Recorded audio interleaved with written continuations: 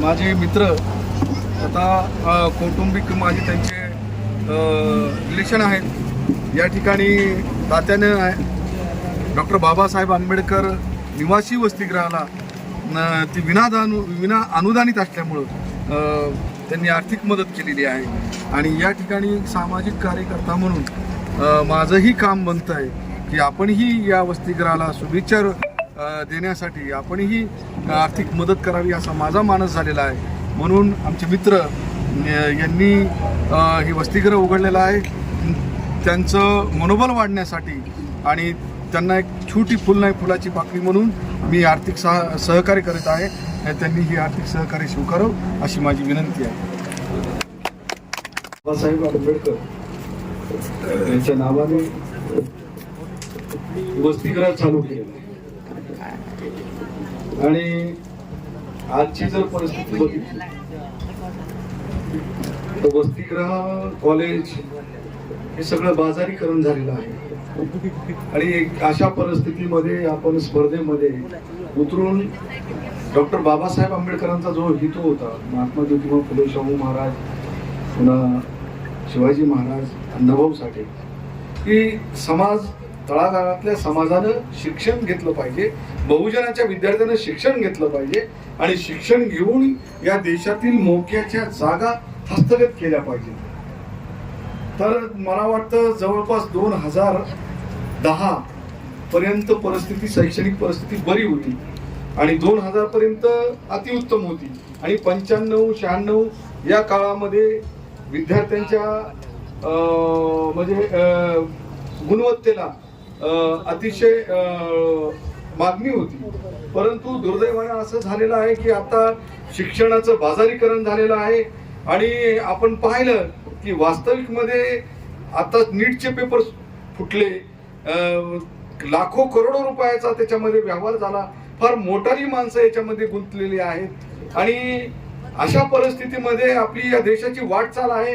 एकीकडं नोकऱ्या नाहीत, आरक्षण तर आहे आणि आरक्षण आहे, नोकऱ्या नाहीत आणि आरक्षणाचा चाललेला लढा हा नवीन या ठिकाणी आता पाहतोय आपण की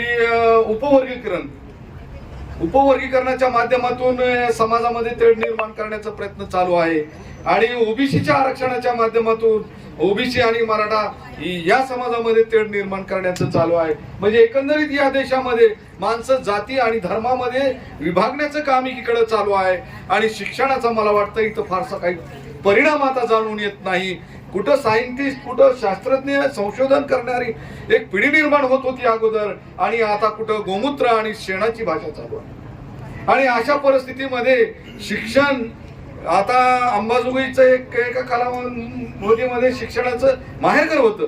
परंतु दुर्दैवाची गोष्ट आहे की आता शिक्षणाचं बाजारीकरण झाल्यामुळं शिक्षणाचं फार तेवढंच महत्व राहिलेलं नाही. ऑनलाईन शिक्षण व्यवस्था निर्माण झालेली आहे आणि या ऑनलाईन शिक्षण व्यवस्थेमुळे लोक आता विद्यार्थी घरी बसून अभ्यास करतायत. अशा परिस्थितीमध्ये बनसोडेजी आपण अतिशय जोखमीचं पाऊल उचललेलं आहे. तात्या या ठिकाणी चक्रे साहेब आहेत की आपण आपल्या काळामध्ये बघितले विद्यार्थ्याच्या गुणवत्तेला मागणी होती, परंतु आता गुणवत्ता असली तरी डावलल्या चाललंय. या ठिकाणी पैसा आणि वशिला या गोष्टीचा विचार केला जात आहे. अशा परिस्थितीमध्ये आपण या ग्रामीण भागामध्ये वसतिगृह चालवत आहे, अतिशय जोखीम आहे. या ठिकाणी प्रस्तावित करताना सर मला यांचं आडनाव वाघमारे सर ऍडव्होकेट काय अतिशय सुंदर तुम्ही सूत्रसंचलनही केलंय. आणि ही जी संकल्पना आहे हॉस्टेलची, ही संकल्पनाही आपण सांगितली. आणि वसतिगृहात शिकणारे विद्यार्थी त्यावेळेला अतिशय म्हणजे गरीब होते, त्यांची आर्थिक परिस्थिती अतिशय बिकट होती आणि ग्रामीण भागातून येऊन शिकले ते. आणि कर्मवीर भाऊराव पाटलानंतर शिक्षणाचा वटवृक्ष निर्माण केला. त्यांनी रयत शिक्षण संस्था निर्माण केली आणि लेकरांना शिकवण्यासाठी, त्यांना खाऊ घालण्यासाठी त्यांनी भीक मागितली, लोकांना दान मागितलं आणि त्या दानातून त्यांनी लेकरांना खाऊ घातलं आणि ती लेकरं मोठी झाली आणि ते वटवृक्ष त्यांनी मोठा केला. आधारवड झालं. ते आधारवड कशाला म्हणायचं असतंय? ज्याच्या कुळेमध्ये जी माणसं समावून जातात, जी गोर गरीब आर्थिकदृष्ट्या दुर्बल आहेत, अशांना ते आधार देतंय म्हणून त्याला आधारवड म्हणायचंय. असं आधारवड कर्मवीर भाऊराव पाटलांनी त्यावेळेला केलं. ही ध्येयवेळी माणसं होती. त्यांनी या भारताची उज्ज्वल पिढी निर्माण केली, या देशाचं भविष्य त्यांनी निर्माण केलं. परंतु दुर्दैवाची अशी गोष्ट आहे, आता मला बोलायचं नव्हतं पण बोलतोय मी, की दुर्दैवाची अशी गोष्ट आहे की शिक्षणाचं बाजारीकरण झाल्यामुळं गुणवत्तेला फारसा तेवढंसं काही आता महत्त्व राहिलेलं नाही. अशा परिस्थितीमध्ये आपण हे वसतिगृह चालू केलेलं आहे. तुम्ही फार मोठं धाडसाचं पाऊल उचललेलं आहे.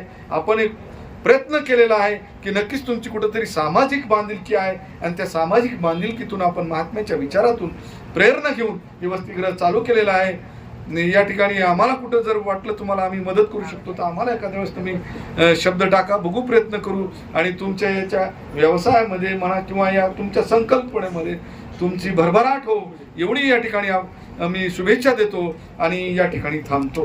जय हिंद.